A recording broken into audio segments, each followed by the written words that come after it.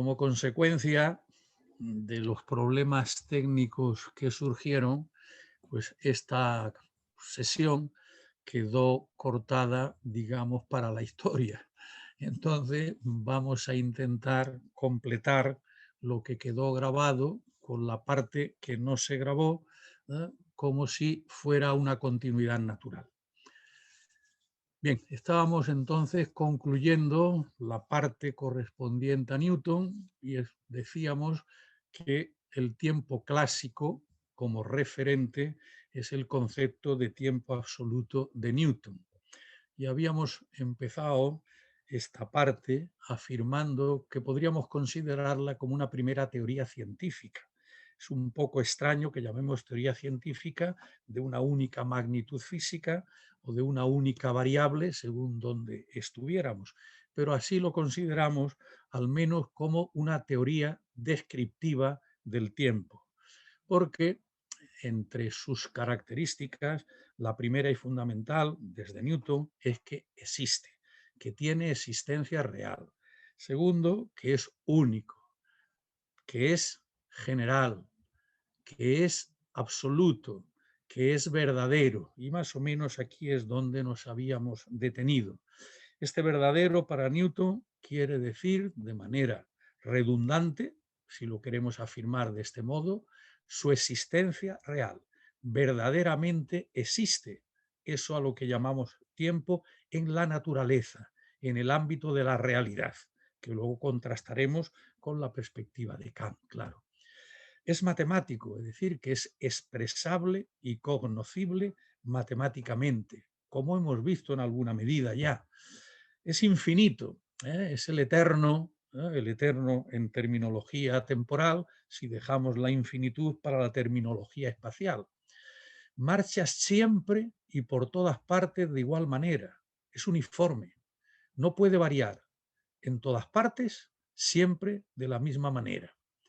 Y lo hace con continuidad e independiente de todo lo demás. El tiempo es tiempo y solo tiempo, veremos también con otra precisión.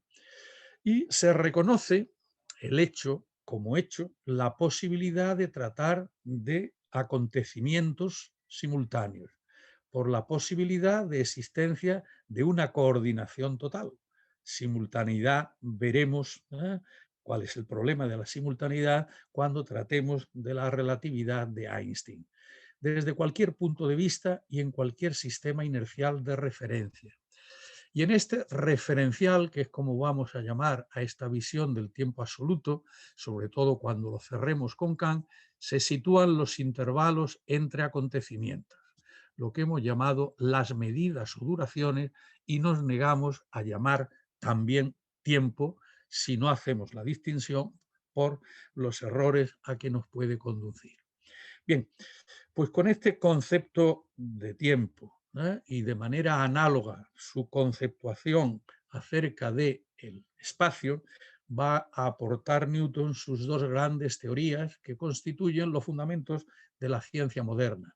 La dinámica newtoniana, en la que parte explicando en qué es la masa inercial, en tanto que propiedad pasiva de los cuerpos, y que introduce otra radical novedad newtoniana en cuanto a su conceptuación, no es que la palabra sea nueva, en tanto que causa de todo movimiento. Esto es muy importante que lo tengamos fijo. La masa inercial va a ser una propiedad pasiva sobre la que va a actuar como causa una fuerza, generadora del movimiento de esa masa inercial. Y para esto va a producirse como efecto una aceleración. La aceleración que era perfectamente conocida ya en ese momento para todo movimiento.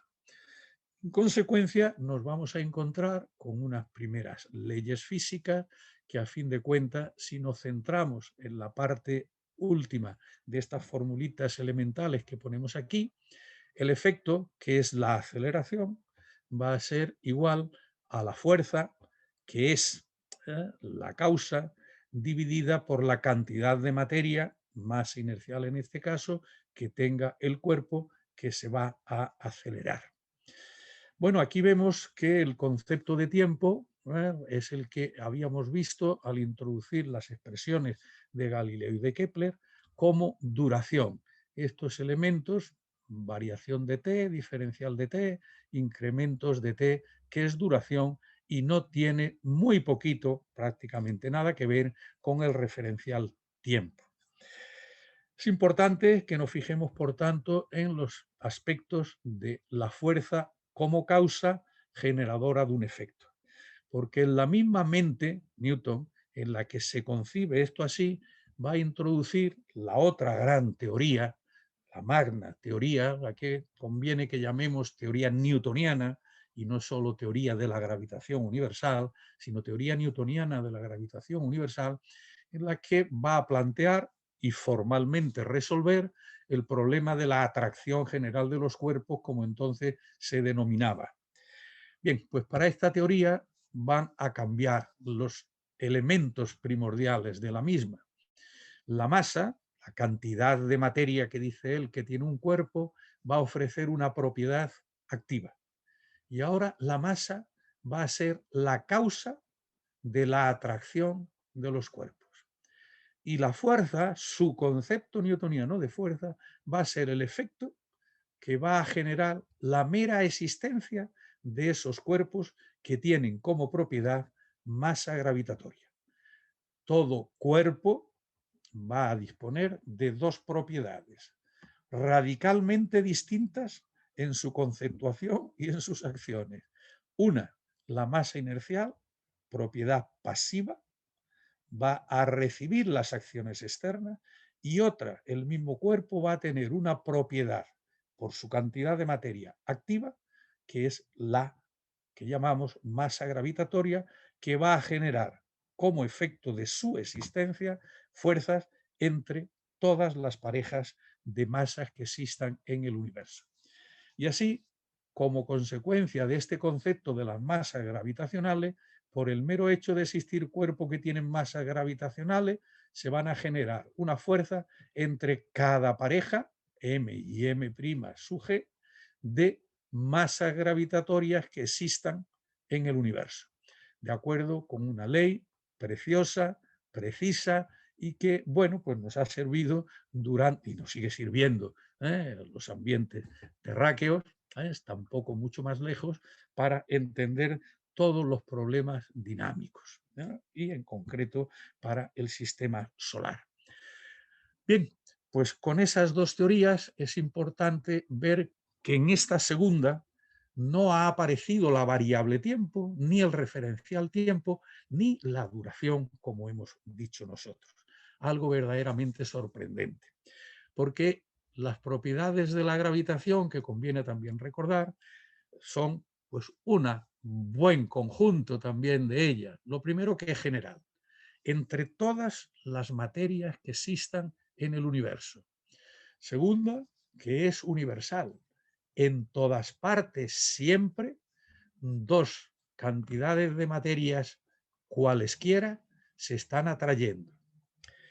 Tres, de manera simultánea, es decir, que cada una de estas masas actúa simultáneamente sobre todas las demás, supuestamente infinita, sin que se consuma esta capacidad de atracción que tiene cada una de ellas, cada una con todas las demás.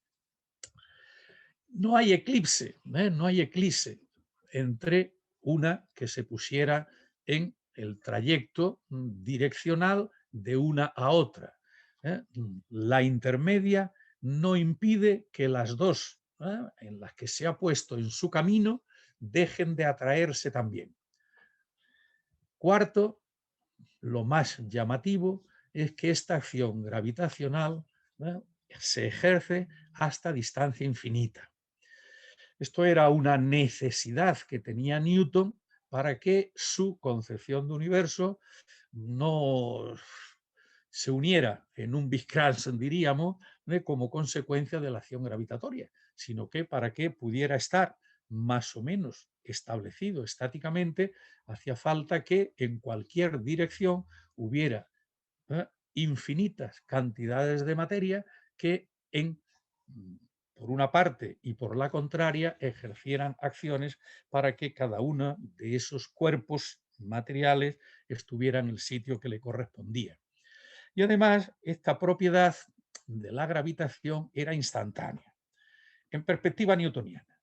Si cualquiera de nosotros, yo ahora mismo, que estoy dando supuestamente esta charla o esta conferencia en un momento, en un determinado lugar, me desplazo en este mismo instante, de acuerdo con la teoría de Newton, todo el universo se ha puesto a temblar, porque esta materia, mi cuerpo, en movimiento, han variado sus respectivas distancias con todas las demás y por tanto todo el sistema de fuerza se ha conmocionado. Bien, todo esto hace ver que esta teoría de la gravitación es propiamente atemporal. El tiempo no aparece en ella, como hemos visto en sus leyes. Bien, en consecuencia, propiedades del tiempo en la mecánica clásica, en la mecánica newtoniana, en estas teorías fundamentales de la física moderna. La primera, insistimos un poquito en esto, que existe por sí mismo y existe desde sí mismo. No debe su existencia, me gusta escribir, a ninguna otra cosa, sea cuerpo, sea propiedad, sea acción del universo. Tiene una independencia radical de todos los restantes existires, espacio, materia, fenómenos, por sí mismo y desde sí mismo, existiendo realmente. Segundo, que tiene una dimensión, una y solo una, que a su marcha o ritmo se someten todos los cuerpos y todos los fenómenos, pero ni cuerpos ni los fenómenos ejercen influencia sobre él. Esto va a ser también de sumo interés cuando veamos la intromisión o el enfrentamiento con esta teoría que tendrá la de la relatividad de Einstein. Es homogéneo, algo también que gusta en el ámbito clásico. Todos sus momentos, todo su transcurso, su fluir, son iguales siempre. Su fluir es uniforme, siempre, en el pasado, en el presente y en el futuro. Se extiende ilimitadamente, es decir, es eterno, este referencial. Este es un problema difícil de encajar, pero al menos podemos decir que se considera como si fuera eterno, en el sentido total. Su ritmo o marcha, como hemos anunciado, es igual en todas partes, en todos los lugares del espacio. Sus intervalos, y esta es la parte complementaria, sus intervalos son medibles. Esto es lo que hace la física moderna para de este referencial tiempo constituir lo que van a ser los segmentos tempóreos o los intervalos tempóreos, que es lo que me gusta llamar duración, cuyas medidas pueden sumarse, restarse, multiplicarse, como hemos anunciado antes, constituir la magnitud física tiempo, es decir, la duración. Espacio vectorial, decíamos, lineal, real y unidimensional. Bien, pues tras esta descripción o esta concepción descriptiva de la teoría del tiempo de Newton, vamos entonces a completarla, aunque sea muy brevemente, en este curso intensivo, porque esta cuestión con la que vamos a terminar esta sesión, el tiempo según Kant como forma a priori del conocimiento, podría darnos para otro curso de sumo interés de 5 o 6 lecciones. Pero vamos a fijar por lo menos el contrapunto con la concepción de Newton, que siendo radicalmente distinta, nos van a permitir el conjunto de las dos visiones crear el concepto referencial de tiempo de la modernidad, en el que hemos estado, a fin de cuentas, los siglos XVIII y XIX viviendo con él y desde él. Pues bien, Kant nos va a decir que el tiempo, eso a lo que se llama tiempo, es una forma a priori del conocimiento, que no es realidad, en sí, por sí, que no forma parte de la realidad universal, suprauniversal o extrauniversal. No es realidad, sino que es una forma del conocimiento, obviamente, humano. Y es una forma del conocimiento de la que disponemos a priori, antes de ponernos a conocer o antes de que la inteligencia humana se sitúe en la esfera del conocimiento, de la experimentación, de la observación o del pensar. Pues bien, vamos entonces, aunque sea brevemente, a dejar estas ideas fijadas con objeto de que cuando el último día tratemos de eso que llamamos como posibilidad multiversos, ¿eh? Pues tengamos una visión más clara de cómo podríamos enfrentarnos también con ese nuevo conjunto de problemas. Bien, Kant nos dejó una de las magnas obras del pensamiento humano. Decimos normalmente que es de las obras más difíciles, no menos sería los principios de Newton. Pero en fin, su crítica de la razón pura. Esta magna obra tiene una estructura, como todos recuerdan, de la que si exponemos el índice para situar el tiempo, pues podemos recordar que tiene una introducción y una primera gran parte, que es la que llama doctrina trascendental de los elementos. Y en esta doctrina trascendental de los elementos hay una primera parte que denomina la estética trascendental y una sección primera que dedica al espacio y en ella una sección segunda que dedica al tiempo. Este principio, para su metafísica o su filosofía, tiene una estructura análoga a los principios de Newton. Newton comienza explicando qué es el espacio, qué es el tiempo, qué es la materia, antes de meterse a exponer sus leyes o su física, si queremos decirlo así. Bien, por lo que respecta a este primer gran capítulo, Doctrina Trascendental de los Elementos, luego tiene una segunda parte, la lógica trascendental, donde va a hablar también de un conjunto de cosas en la clasificación indicial tradicional de denominar partes, libros, etcétera, como todos ustedes recordarán. Bien, lo que nos interesa es simplemente, y vamos solo a dar una pequeña introducción, esta sección segunda de la primera parte, estética trascendental, que es el tiempo. Pues bien, ¿cuál de los términos, universo y física, que estamos considerando desde la primera sesión, es primario y cuál es secundario en la relación universo y física? Ahora desde la perspectiva de Kant.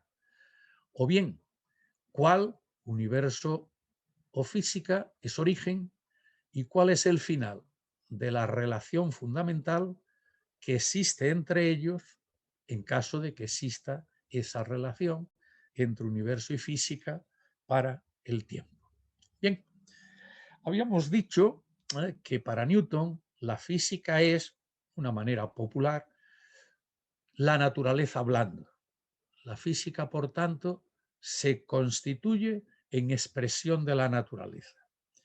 Se manifiesta, mucho más aún lo sería después para sus epígonos, la física en tanto que representación de la naturaleza, en tanto que imagen real de la naturaleza, el sistema del mundo, como él lo llamaría.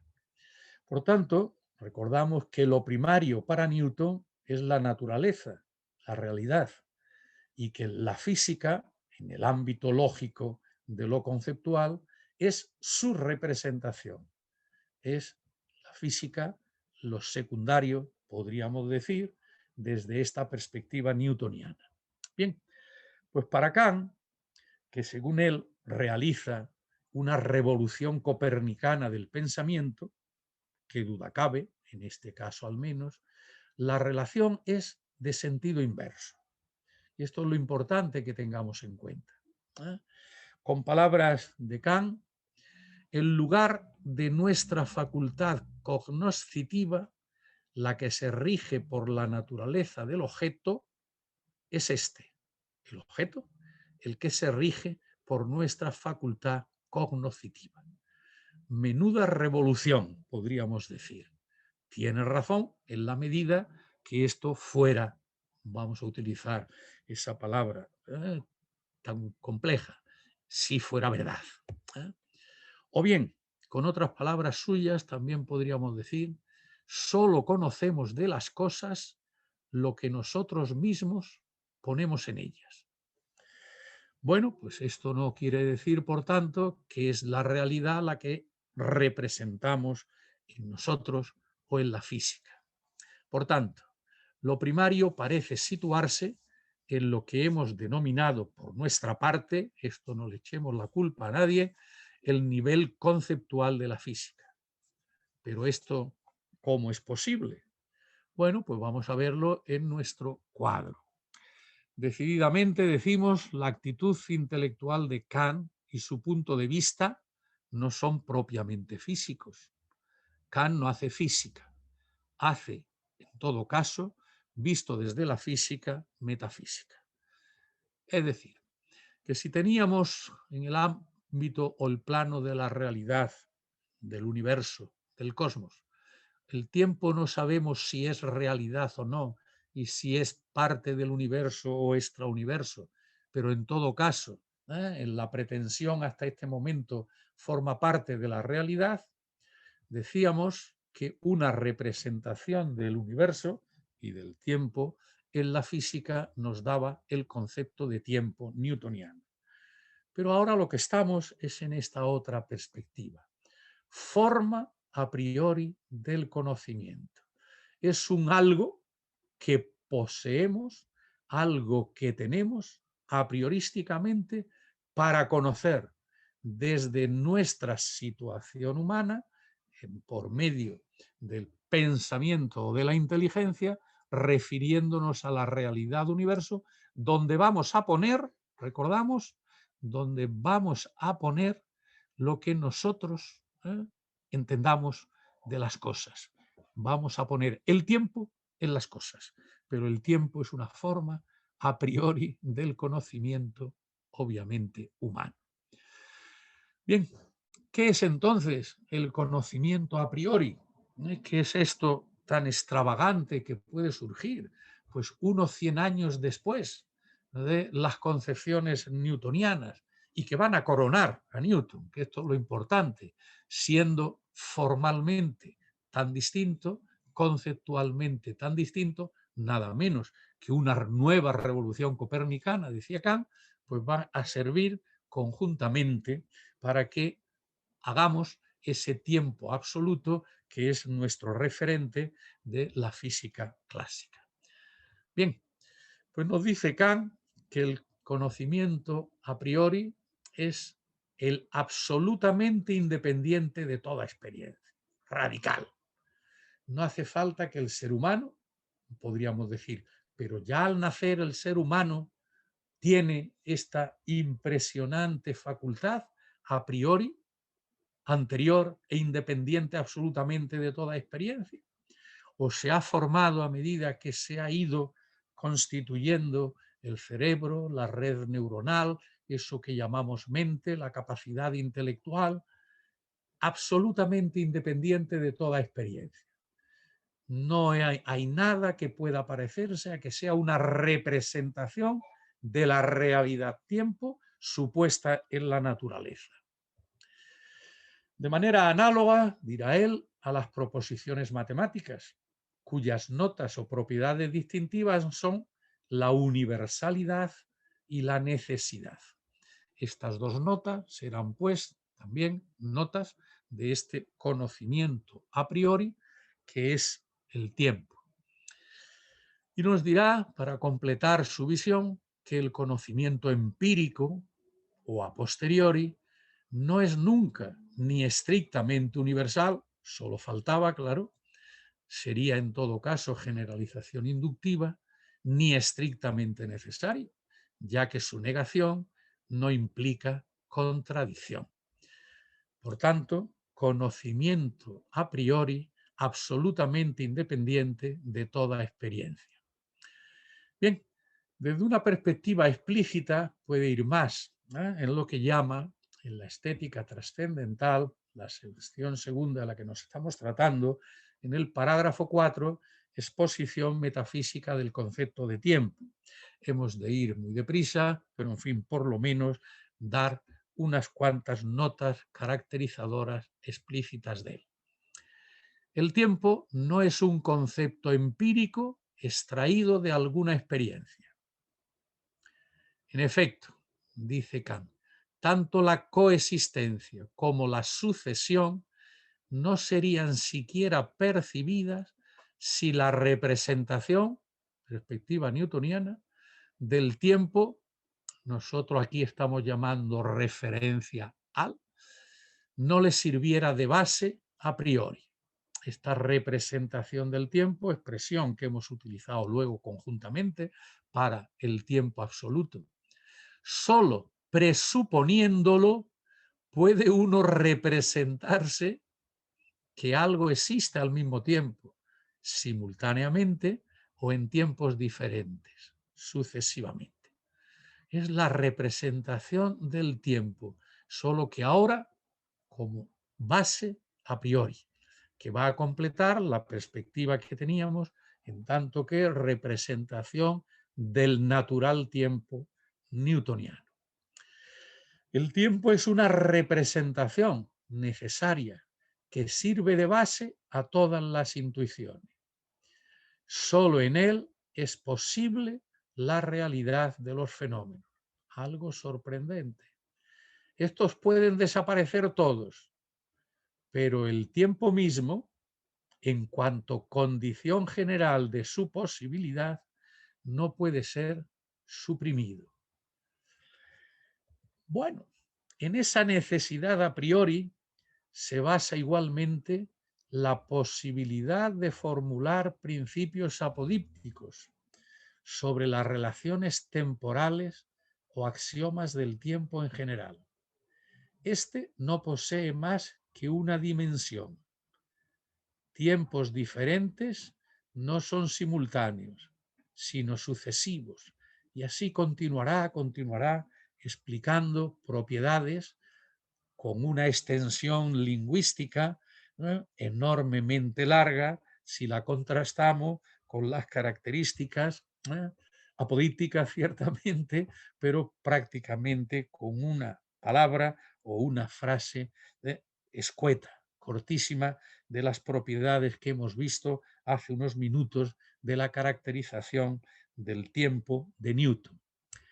El tiempo no es un concepto discursivo o, como se dice, universal, sino una forma pura de la intuición sensible.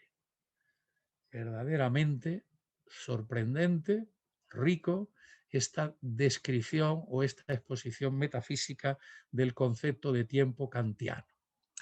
La infinitud del tiempo quiere decir simplemente que cada magnitud temporal determinada solo es posible introduciendo limitaciones en un tiempo único que sirve de base, ese que habíamos construido como representación topológica, matemática, que servía de base como referencial general y, por otra parte, para extraer de él intervalos tempóreos que nos facilitara el considerar las duraciones como magnitud física.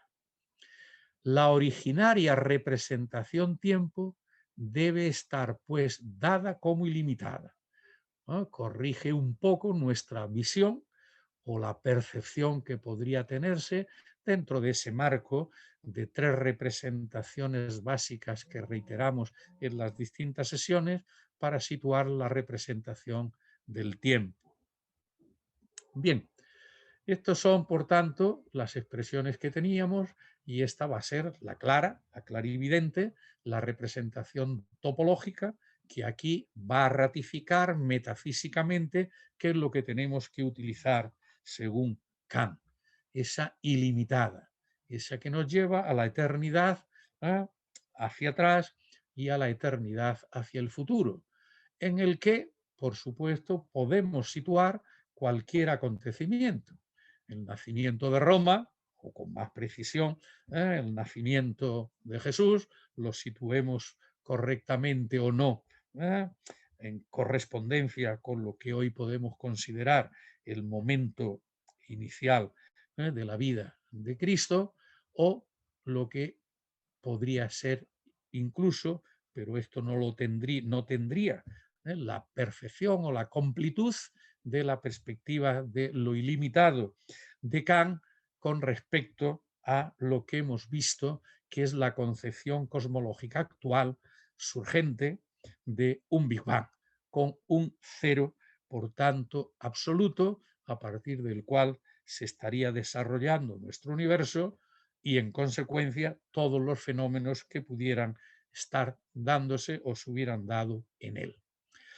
Bien, hemos visto, por tanto, que llegamos a compaginar perfectamente, y esto se va a fundir, en la visión de la Ilustración ya constituida a finales del siglo XVIII y que todo el siglo XIX pues, va a ser el elemento primordial.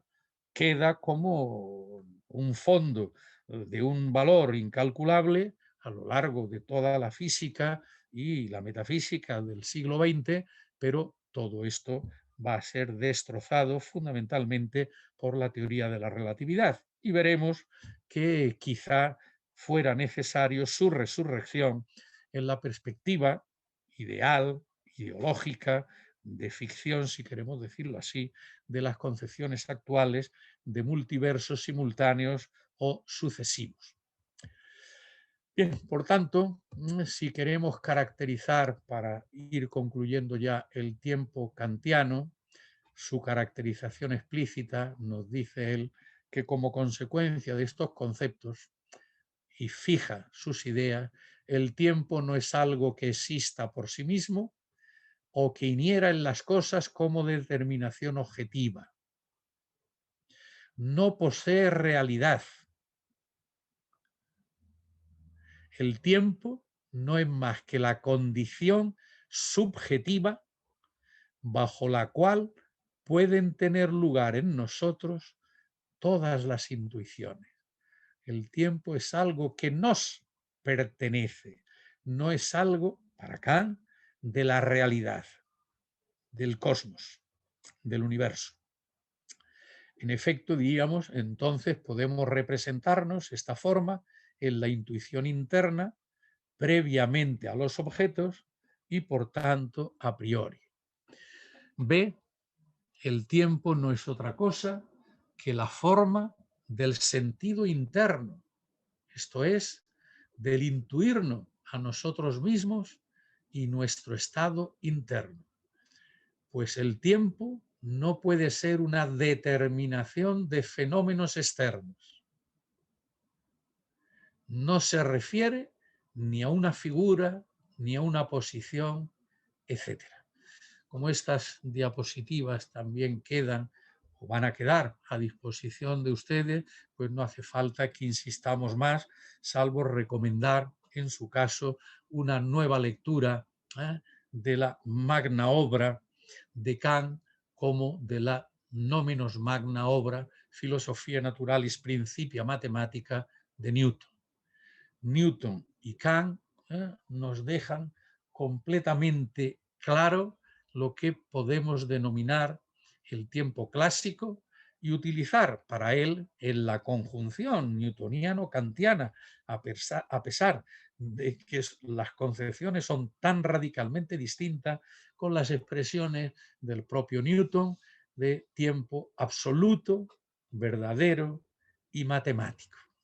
Pues bien, el próximo día veremos las revoluciones que va a introducir como conjuntos de nuevas concepciones acerca del tiempo, las teorías de la relatividad restringida y general de la relatividad de Einstein. Buenas tardes.